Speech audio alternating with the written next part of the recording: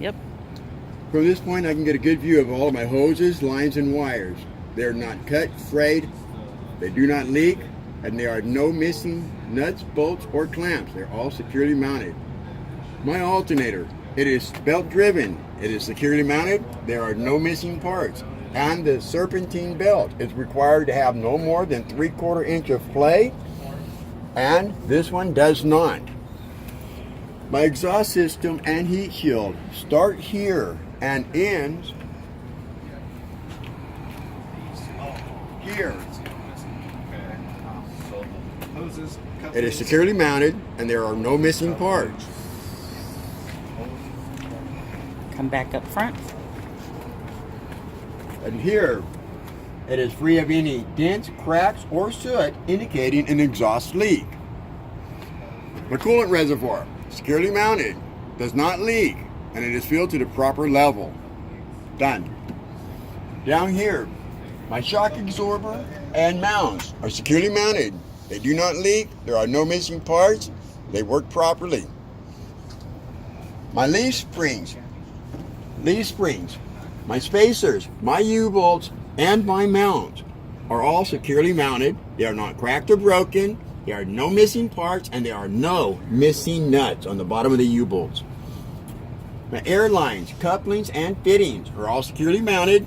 They're not cracked or frayed. They do not leak. There are no missing parts. My brake chamber, securely mounted. It is free of any dents, cracks, or illegal holes. Does not leak, and there are no missing C-clamp parts. My slack adjuster and push rods are not bent or broken, securely attached, and they are required to have no more than 1 inch of slack. My brake shoes are securely mounted.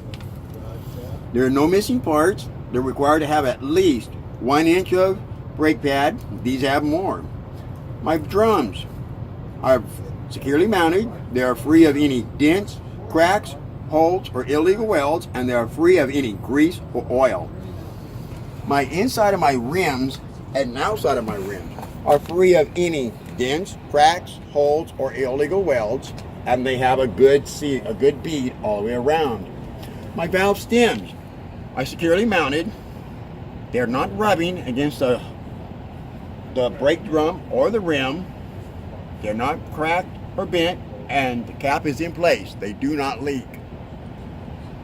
My hub seal, securely mounted, does not leak, filled to the proper level, and the cap is in place.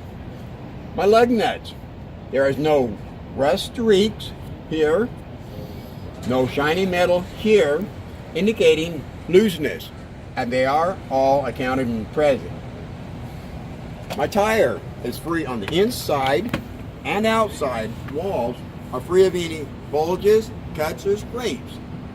And the tread is required to have at least 4/32 tread depth on the front. These have more. These tires, they are filled to the manufacturer's specs. I know this because they were checked with a gauge. That completes this side of the pre-trip inspection. Now we'll go to the other side. Oop.